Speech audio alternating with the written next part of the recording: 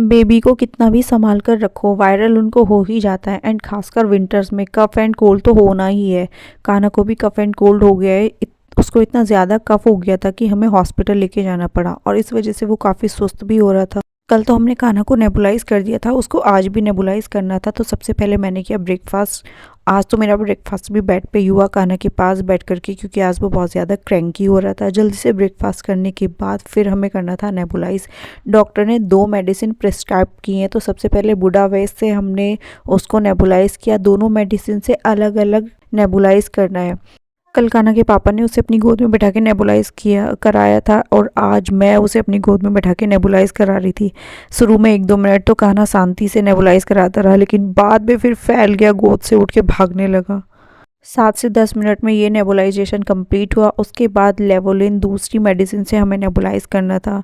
And 2 second time जब उसको nebulise किया तो वो आराम से करवा रहा था और इस तरह से मुंह चला रहा था कि जैसे उसको खाना हो। नेबुलाइजेशन से काफ़ी हेल्प मिलती है बच्चों को, क्योंकि इसमें मेडिसिन नोज़ एंड माउथ से उनके लंग्स तक जाती है एंड लंग्स में जाकर के सूजन को कम करती है, इन्फेक्शन को ख़त्म करती है। फिर हमें देना था कान्हा को कफ सिरप। मॉर्निंग में देना होता है ये 3 ml, तो 3 ml उसको दिया। बड़ी मुश्किल हो जाती है 3 ml उसको पिलाना, इसलिए साइड में उसके चिक्स की साइड में थोड़ी थोड़ी करके डालती हूँ मैं ड्रॉप्स, जिससे कि वो मुंह से बाहर ना निकाले। एंड उसके बाद प्लाई आस्था काइंड जो हमें 0.5 ml उसको देनी होती है। ये सारी मेडिसिन देने के बाद वो फिर थोड़ा सा खेलने लगा। पहले तो मेरी गोदी में था, फिर नीचे बैठ के वो फ़ैन से खूब बातें करता है। जब वो थोड़ा शांत हो गया उसके बाद मैंने उसकी करी मालिश, क्योंकि मालिश भी ज़रूरी है।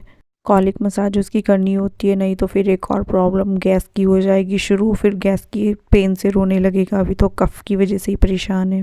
वो अपनी मसाज काफ़ी इंजॉय भी करता है एंड उसके बाद वो अच्छी सी नींद में सो गया।